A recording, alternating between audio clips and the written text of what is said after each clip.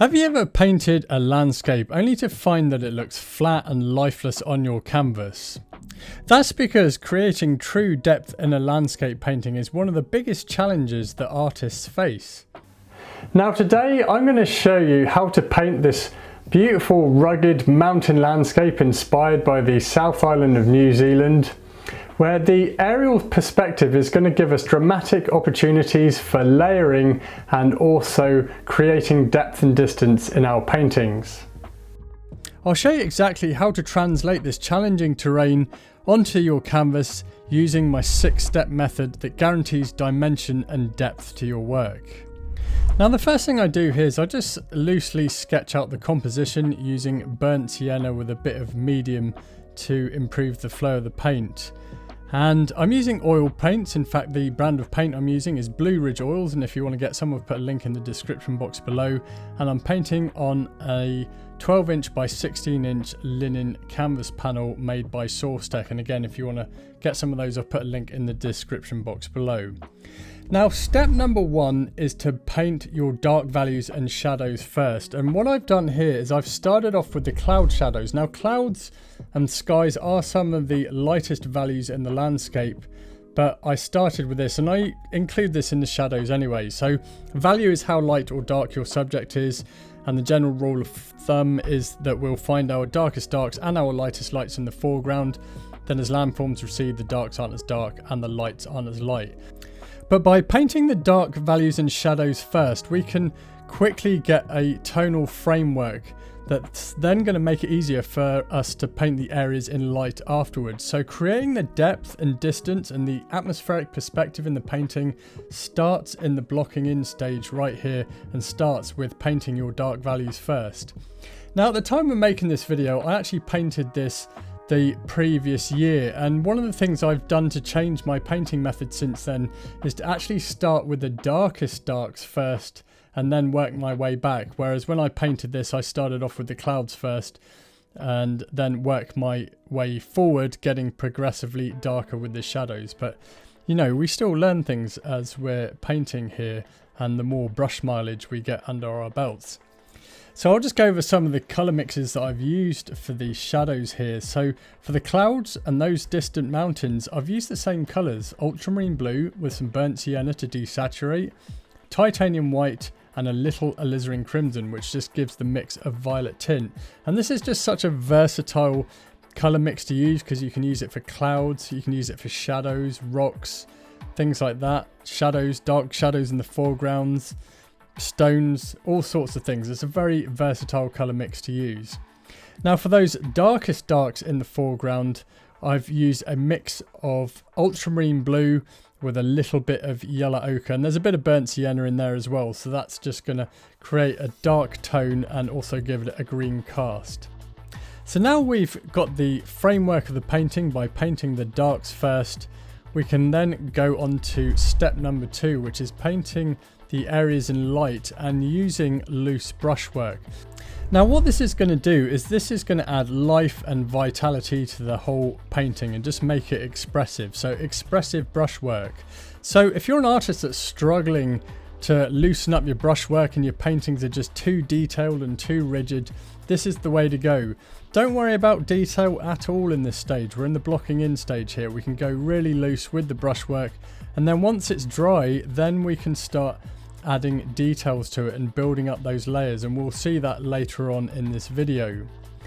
So I've worked on the sky and clouds in the background. So for the cloud highlights, I used a mix of titanium white with a little bit of burnt sienna, and then for the sky itself I used a mix of ultramarine blue with a little phthalo green and some titanium white. Now in order to create some of these rugged mountain grass colours that are in the landscape here, it's really important that we pay attention to the saturation or the chroma of the yellowy green that I'm mixing here. And this applies especially to those distant mountains. So I've mainly used combinations of yellow ochre with ultramarine blue and titanium white, and that forms the main part of my mix. There's also a little bit of alizarin crimson in there, and then I've increased the saturation with some yellow ochre and even a little bit of phthalo green. So as I say, for those distant mountains there, it's really important that we keep the saturation of the colour low. Otherwise, if it's too saturated, it's going to jump forward in the painting and then we're going to lose that sense of depth. So as well as paying attention to the values, the lights and darks in the scene, we have to pay attention to the saturation of the colour. So the more saturated the colour, i.e. the more intense it is, the more it's going to come forward in the painting. So we're going to be using our most saturated colours in the foreground here for the grass. And I've used similar colours to what was in the background, but there's more cadmium yellow medium in the mix. And also I've used a little bit of phthalo green for some of those emerald tones and added a bit more ultramarine blue in places to get a mixture of greens. Now another way that I achieve the loose brushwork that I do in the blocking stage is to use the biggest brushes that I can get away with, or at least the biggest brushes that you feel comfortable with anyway. And I'm mainly using bristle flat brushes, so number 6 bristle flat brushes in this case. In fact, I could probably even go a bit bigger, but as I said, we're not worrying about detail at all. So we just want nice, broad, expressive brush marks here, especially in the foreground. And we can use those brush marks to create texture in the grass and in the side of the mountain there that's on the left side of the painting. Just these loose brush marks are just going to make the painting look alive and give it vitality. And as I said, later on in the painting, we can start working in detail, and actually you can go as detailed or as loose as you like, but having that loose underpainting is going to really help to just make the painting look alive. Now, are you an artist that's struggling to create the beautiful paintings that you'd imagine? Perhaps you're struggling with colour mixing, creating depth and distance in your painting and composition, and as I said, you just have difficulty trying to get onto canvas the paintings that you'd imagined. Well, many years ago I was in the exact same position you are, just struggling and floundering with my painting, just guessing on how to do things, having trouble mixing colours, let alone creating depth in my paintings. That's something that I really struggle with. And in the end, I was able to get an art mentor and my paintings very quickly improved. In fact, within a couple of weeks, I could see a marked difference. So I'd like to help you with your paintings. So I invite you to come and join me at my art school. Every week we do a live painting class over Zoom, and we'll be focusing on a specific aspect of landscape painting, where over a few weeks I show you from start to finish how to paint a certain subject. And if you're unable to make it to the classes, you can always watch the replays and watch all the replays from the other previous landscape painting courses. Aside from that, there's also loads and loads of pre-recorded painting tutorial videos to help you accelerate your painting skills so that you can quickly get them to a standard where you could potentially start selling your paintings. The painting classes are also an opportunity for you to ask me questions, and we also do painting critiques as well. So if you'd like to join my art school and skyrocket your painting skills, then just click the link below where I'm giving away a 7-day free trial, and after that it's just a monthly membership where you can cancel anytime, so there's no commitment. So just click the link below for your 7-day free trial. I'll see you there. Back to the painting, and I've almost got the blocking in stage complete. So I was just refining some of the areas that are in the scene and going back and restating some of these dark values here. So for example, the shadows and the grass and along the hills in the foreground. Now during the blocking stage, this is to serve as a base to work from, so that once the painting is dry, that we can then start adding layers to it and building up the overall form of the painting. The other thing we want to do is try and keep everything a bit tonally darker so that we've got plenty of room to add lighter layers of paint, and that's going to add more depth to the painting. So this leads to step number 3, which is modelling. So this is the part where we're starting to work on individual zones on the painting and begin adding details and refining the various elements within the scene. So there's going to be a bit more work here and a bit more time spent on various parts of the painting. For example, here the sky and clouds, where I was filling in the negative space around the clouds and actually bringing more shape to them to make them look more convincing. Also making sure that they look like they're in the distance as well, which is all related to tonal values, so your lights and darks. And when I paint, I'm always thinking more in terms of value rather than colour. Of course, the colour is important as well, but the values are what's going to really create the depth and distance in your painting.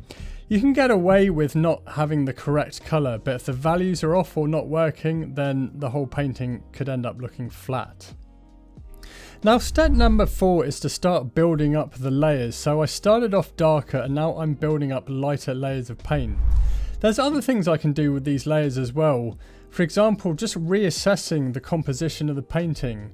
I wasn't happy with part of the composition, and even though I designed it in my sketchbook first of all, sometimes it's the case that we can still run into problems. So I decided to just change a few things and just change a bit of the foreground more by just adding more layers of paint. And of course I was adding more layers of paint anyway, adding more lighter layers on top of those darker ones that I started off during the blocking stage. Now this is going to add more depth to the painting as well. I'm also switching up my brushes a bit. I was mainly using bristle flat brushes during the blocking stage, but now that I'm getting into more detail, I'm using synthetic flat brushes to really define those shadow areas. However, for the mountain grass there, which is quite thick, I still use a bristle brush for this as it has a nice rough edge to it when you apply the marks to the painting, so just to soften the whole thing altogether. The synthetic flat brushes are perfect for more defined shapes such as rocks or shadows, but for things like foliage I find that the bristle brushes are better. Now I continue to work my way towards the foreground of the painting, adding more layers of paint and also lighter layers to build up the texture within the grass. Also things like adding more shadows to the grass and restating some of those dark tones, and just conveying texture and depth to the grass overall. Now one of the secrets to painting grass is not painting every single blade of grass, but just implying thick grass, and you can do this easily with a bristle flat brush. Much of this involves pushing the paint upwards with your brush in the direction that the grass is growing in, and using broken colour as well on your palette. So this is colour that's not mixed together thoroughly, but in this way you can imply grass without having to paint every single blade of grass, which can just make the painting look really laboured, and that's something you don't want to do. Now at this point of the painting it was well underway and I was starting to think about getting this finished, so this leads to step number 5, where we're adding the last details to the painting. So this is where we're going to be adding our fine detail work. Again, I also made a little bit of a change to the composition as well. I wasn't happy with that shadow, so I made it a bit shorter just to add more of the foreground in there, and also changed the direction of the pathway as well. So overall just improving the composition, and it was a pretty easy fix. But as you can see, I'm adding more details to the foreground here, where I'm painting things such as clumps of grass that are in the direct sunlight. Also just repainting this pathway as well, so just making refinements to the painting overall. And also some of my brushes are getting smaller, so I'm using a range of synthetic and bristle brushes, mainly number 2 and number 3 flat brushes. It's also another opportunity to restate the dark values and just reinforce some of the shadows in the scene, which is just going to go further to adding more depth to it. And really I'm just getting the painting ready so that I can add my lightest tones, which comes as one of the last things to do, which is step number 6, where we're painting our lightest lights in the landscape painting in the scene overall. So just before I did this, I just painted a bit of reflected light in the side of the mountain there, and then I wanted to communicate some of that distant snow on the mountains there, and this is where my lightest values are going to go. Now first of all I painted these snow shadows, so these are still relatively light in value, but I've darkened them a bit with a bit of ultramarine blue, some burnt sienna and some alizarin crimson, and then lastly adding the highlights to the snow. And this is a mix of titanium white with just a little bit of yellow ochre and a little bit of burnt sienna, so it helps to keep it looking bright, but it also pushes it back into the distance. And then I finish up the painting by just adding a few of the lightest tones to the sunlit areas of the grass, saving those lightest values until last. So I hope you enjoyed this video, and if you'd like to learn more about painting landscapes, then check out this video here. Thanks for watching, and I'll see you in the next video.